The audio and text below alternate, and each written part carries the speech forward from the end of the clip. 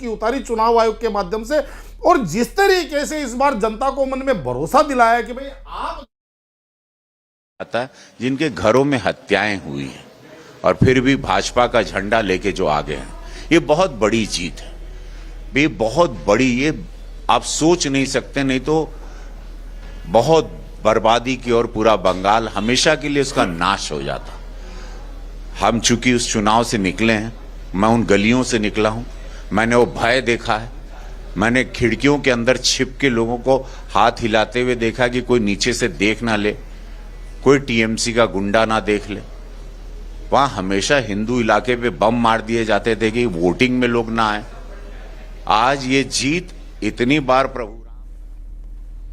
तो एक बड़ी खबर आ रही है इस बीच रुझानों में, बंगाल में बीजेपी की सरकार। बड़ी खबर इस वक्त की, भवानीपुर सीट से ममता बनर्जी पीछे चल रही हैं और बंगाल के रुझानों में बीजेपी बहुमत से आगे, और रुझानों में बीजेपी 165 के पार है। ये बड़ी खबर आपको बता रहे हैं। 273 सीटों के रुझान अब तक आ चुके हैं और बीजेपी आगे इस वक्त नजर आ रही है। रुझानों में 169 सीटों से आगे बीजेपी नजर आ रही है और टीएमसी की बात करें तो 101 सीट पर टीएमसी है।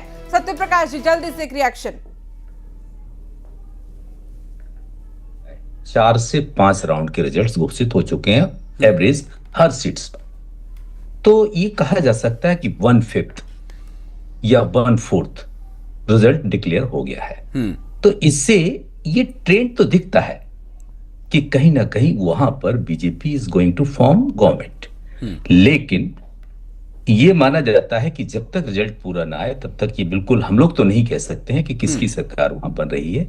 लेकिन भारतीय जनता पार्टी ने जिस हिसाब से, अभी जैसा कि चर्चा हो रही थी, देखिए मैं जितना भारतीय जनता पार्टी को समझा है, वो एक ऐसा पॉलिटिकल आउटफिट है जब से अमित शाह और मोदी की ये जो युगल है, इसने लीड किया है कि वो 24 आवर्स इलेक्शन मोड में रहती है और वो जब भी किसी स्टेट में अगर चुनाव जीतने की ठान लेती है तो उस पर काम भी करती है।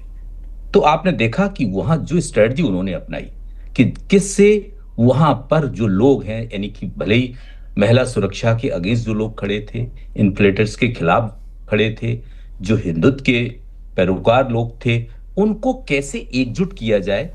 यही अगर उलट देखा जाए टीएमसी को थोड़ा बहुत नुकसान, इसमें कोई दो राह नहीं, क्योंकि रिजल्ट आएगा जब हम एनालिसिस करेंगे, वोट शेयर देखेंगे तो उससे पता लगेगा कि उसके अपने जो अलाइन पार्टनर हैं उनसे भी उनको नुकसान हुआ है। यानी कि अलाइन पार्टनर कहीं पर भी आप किसी भी स्टेट में देखें, वहां अपने अपने हाथ बटाने लगते हैं। जब मोदी के अगेंस्ट बात आती है तो सब एक साथ खड़े हो जाते हैं। तो मेरा कहने का तात्पर्य है कि अगर आप यहां हैं तो वहां स्टेट्स में भी आपको रहना चाहिए, तो आपको ही फायदा होगा। इसका कहीं ना कहीं फायदा बीजेपी ने उठाया, क्योंकि देखो बीजेपी मेजर अलाइन पार्टनर है। एक चीज और कहते हैं, जैसे कि आपने अभी वोट शेयर दिखाया कि जो अभी तक वोट डला है उसमें 41 और 44 है, अराउंड 3% वोट शेयर का डिफरेंस जो दिख रहा है। जब भी नेक टू नेक फाइट होती है वहां पर 1 से 3% या यूं कहें ज्यादा से ज्यादा 4% का डिफरेंस ही होता है।